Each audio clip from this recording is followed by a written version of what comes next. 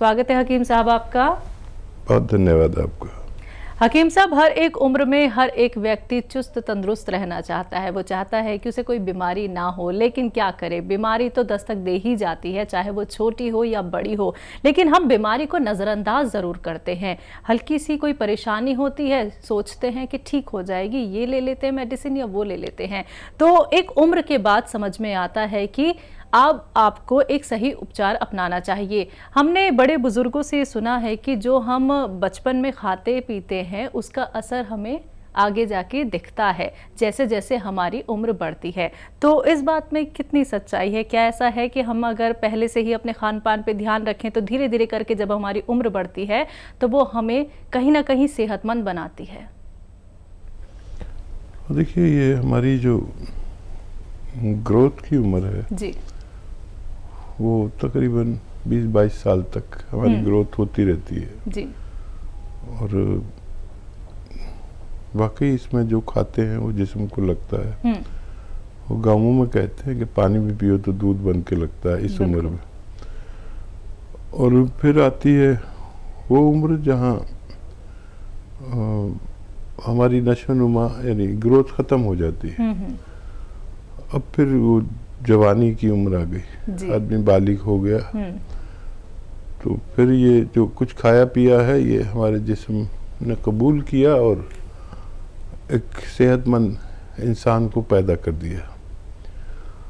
अब यहाँ से जो उम्र है वो 40 साल तक, 35 साल तक सेहत वाली रहती है और खाने पीने का असर हमारे पूरे जिस्म पर पड़ता है, दिमाग पर पड़ता है, हाथ पैरों पर पड़ता है। अब ये उम्र जो आ गई 35-40 साल की, यहाँ फिर ये बीमारियों की उम्र आ गई। अब यहाँ से जिसने एहतियात कर ली तो वो स्वास्थ्य ज़िंदगी गुजार सकता है। तो इस जीवन में जो 40 साल के बाद का जीवन है, इसमें हर बीमारी आपको दरवाजे पर दस्तक देगी। आप उसका क्या जवाब देते हैं उस बीमारी का? देखिए, ब्लड प्रेशर की उम्र यही है 40-45 के बाद। थायराइड की उम्र भी यहीं से शुरू हो जाती है अक्सर, या उससे पहले भी हो जाता है। डायबिटीज़ की उम्र भी यही है 40-45, किसी को 50 में। जोड़ों का दर्द, कमर दर्द, ये सारी उम्र यही है। फिर ब्लड प्रेशर, दिल का मर्ज़, ये सब शुरू हो जाएगा। और मेरा अब तजर्बा ऐसा कहता है कि हर शख्स को इन 4-5 बीमारियों में से एक बीमारी ज़रूर आती है, चाहे कोई वो डॉक्टर ही क्यों ना हो, हकीम ही क्यों ना हो। अगर वो अपना ख्याल रख सकता है तो रखे। और इन 4-5 बीमारियों की रोकथाम के लिए वो करें कोशिश अपना खून पतला रखने की।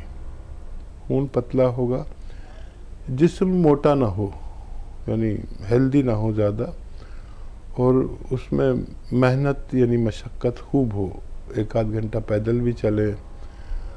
और फिर अब आप अपने आप को जवान ना समझें। हर आदमी चाहता है कि वो अपने आप को जवान ही दिखाता रहे और जवान ही रहे। कोई बुढ़ा होना नहीं चाहता, लेकिन बुढ़ापा आता है और हकीमों पर भी आता है। कलौंजी का सिरका 2 चम्मच रोज़ पी लिया करें। 1 चुटकी खाने का सोडा मिलाकर, असली कलौंजी का सिरका, और 1 चम्मच धनिया खा लिया करें, धनिया का पाउडर। ये इन 5 बीमारियों से रोकथाम है। 5 या 6, ब्लड प्रेशर, कोलेस्ट्रॉल, हार्ट और फालिज और डायबिटीज़, इन सारे रोगों की रोकथाम है ये। निरोगी लें तो रोग से मुक्त रहें, रोगी लें तो रोग कंट्रोल रह सकता है। ये दुनिया की बड़ी दवा है। असली कलौंजी का सिरका इस्तेमाल किया करें। बिल्कुल। तो दर्शकों देखिए, निरोगी हैं या फिर रोगी हैं, आप लोगों के लिए तमाम नुस्खे मौजूद हैं। बस आप लोगों को हमारे साथ जुड़ना है, इन नंबर्स पे कॉल करके जो आपके सामने आपकी टीवी स्क्रीन पे हैं। अब कुछ कॉलर्स हमारे साथ जुड़ गए हैं, उनसे बात कर लेते हैं। पहले कॉलर हैं कलकत्ता से सुमित्रा जी, स्वागत है आपका। नमस्कार मैडम। जी नमस्कार मैम। हाँ हकीम साहब नमस्कार। जय हिंद। हकीम साहब, मैं 5-6 महीने से मैं गोंद चिया खा रही हूँ। अभी मेरा खत्म हो गया है, लेकिन मेरे बीच में काफी ठीक था। कमर में दर्द और टांग में जो आता था नहीं आता था, लेकिन अभी मैं देख रही हूँ लास्ट महीना जब खत्म हुआ है गोंद चिया, तब से मेरे थोड़ा दर्द रहता है टांग में भी और पाँव में मेरे दर्द रहता है अभी भी। तो मैं क्या करूँ अब इसके लिए? मैंने 5 महीने खाया है और एक समय खाया है 1 महीना, टोटल 6 महीने मैंने खा लिया है। ठीक है। अच्छा देखिए, कभी कभी ये दर्द होगा आपको। जब भी आप वज़न उठाएंगे, वेस्टर्न टॉयलेट यूज़ नहीं करेंगे, तब आपको बार बार ये हो सकता है। अगर इत्तफाकन हो जाए तो दर्द की दवा ले लेना, और अगर ये मुस्तकिल हो तो गोंसिया इलाज है इसका, और आधा ग्राम इसकी खुराक है। 1 बार या 2 बार ले सकते हैं। वेट ज़्यादा है तो बार बार आपको परेशानी होगी, तो वेट कम करने की भी आप दवा ले सकते हैं। और ज़िंदगी में कई बार ये आपको परेशान करेगा। आपका इसका तजर्बा हो गया, जब भी ज़रूरत हो आप इसे दोबारा इस्तेमाल कर सकते हैं। इमराना हमारे साथ जुड़ गई हैं, स्वागत है आपका। जी बताइए। सारी आवाज जी आ रही है आपकी आवाज। अस्सलाम वालेकुम। वालेकुम अस्सलाम। जी वो है ना, वालेकुम सलाम। इमराना बताइए। जी मुझे है ना जैसे दस्त का थोड़ा बहुत झाड़ू वगैरह का काम करते हैं ना, एलर्जी होती है, चीखें आने लग जाती है, फिर जुकाम हो जाता है। कितनी उम्र है इमराना आपकी? 25। अच्छा बच्चा, देखिए जी ये मर्ज़ जिसको होता है उसमें क़ुव्वत मुदाफ़ियत यानी इम्यूनिटी की कमी होती है, और अगर इसका इलाज 5-6 महीने किया जाए तो फ़ायदा मुमकिन है, बशर्ते कि आप खट्टी चीज़ें और ठंडी चीज़ें भी छोड़ दें इलाज के दौरान। तो उसका इलाज मैं बताता हूँ, आप लिख लीजिए। अगर आपके पास कलम है और कॉपी है तो आपके बड़ा काम आएगी। देखिए, सपिस्तान एक दवा है जिसको आसान ज़बान में लिसोड़ा कहते हैं, यानी लिसोड़ा 100 ग्राम, और उन्नाब 100 ग्राम, और अलसी 100 ग्राम। सपिस्तान, उन्नाब, अलसी 100 ग्राम खरीदें।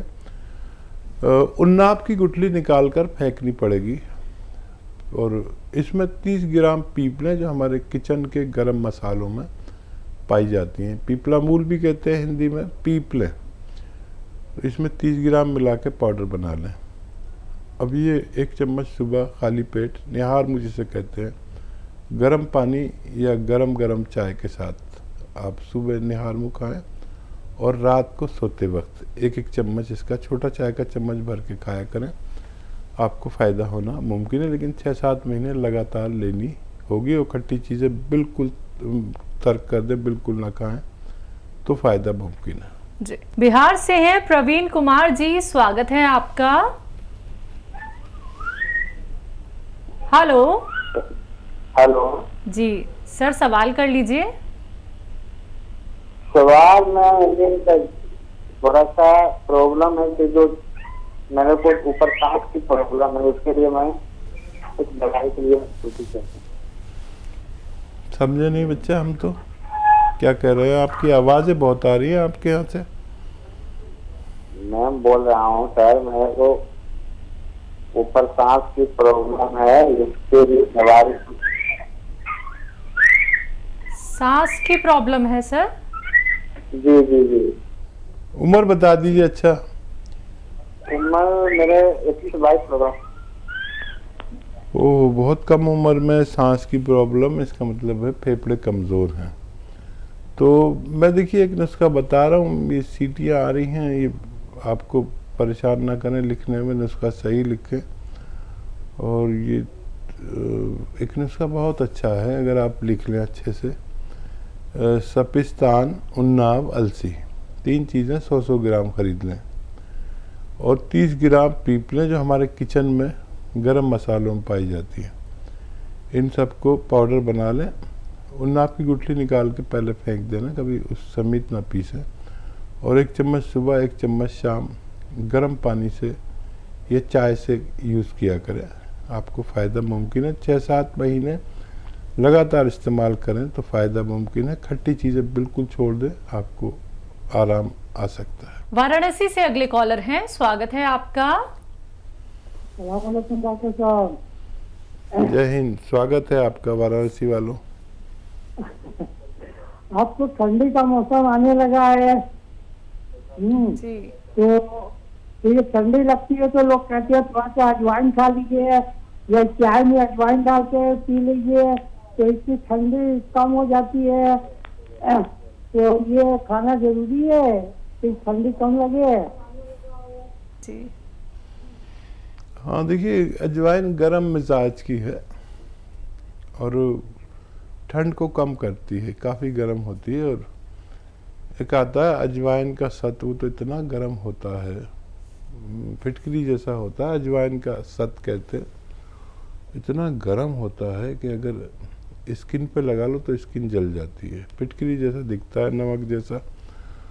तो 2 चुटकी कम से कम खा सकते हैं, बगैर रोक के भी खा सकते हैं और गुड़ के साथ खा सकते हैं। 2 चुटकी अजवाइन बस काफ़ी है। अगर किसी को ज़्यादा ठंड लग रही हो तो इसे खाने से बेहतरी हो सकती है। अगले कॉलर हैं हमारे साथ, स्वागत है आपका। हेलो जी सत्यवती जी। हाँ नमस्कार जी। नमस्कार मैम। हकीम साहब को भी नमस्कार। जय हिंद सत्यवती जी, आपका स्वागत है। हाँ, मेरे 2-3 सवाल हैं जी। एक तो मेरा 6 साल का लड़की का लड़का है, वो अकड़ाता है, हकलाता है। जी। अटक लागती है, बोलता है वैसे साफ बोलता है पर अटक लागती है। और दूसरा सवाल है जी, मैंने आपसे गोंद मोरिंगा और गोंद शिया मंगा था, मैं खा रही हूँ, 1.5-2 महीने हो जाएंगे ये कि पहली टाइम को। फिर लेकिन मेरा दर्द बहुत ज्यादा हो रहा है, मैं बहुत दर्द सहन कर रही हूँ। पर आपकी बातों पर विश्वास है कि खाते रहो, आराम लगेगा, खाते रहो। फिर आपकी टीम से एक भाई ने फोन किया था, जहाँ से दवाई मंगाई थी, उसे ये कैप्सूल जरूर मंगवा लो जी आप, जब आराम लगेगा। मैं हकीम साहब से बात करवा दो, मैं उससे पूछ कर मंगवाऊंगी। तो बोला नहीं, वहाँ पता ना करियो, हमसे बात करो, मैं भेज रहा हूँ। मैं कहा ना भाई भेजिए मन्ना। अच्छा, दर्द कहाँ पर ज्यादा हुआ है आपको? उल्ला मुँह से जीतागड़ी के नीचे और सारे पैर सुन हो गया है। हाथ भी मैं माला करती हूँ ना, परमात्मा की माला करती हूँ, उसमें जो वजन होता है जब भी सुन हो गया है। और तीसरा सवाल है मेरा कि मैं आपको भगवान भी मानती हूँ, तो मेरे एक प्रश्न का उत्तर दीजिए, मेरी संख्या का समाधान कीजिए। कौन ब्रह्मा का पिता है, कौन विष्णु की मार, शंकर का दादा कौन है, हमको दे बता।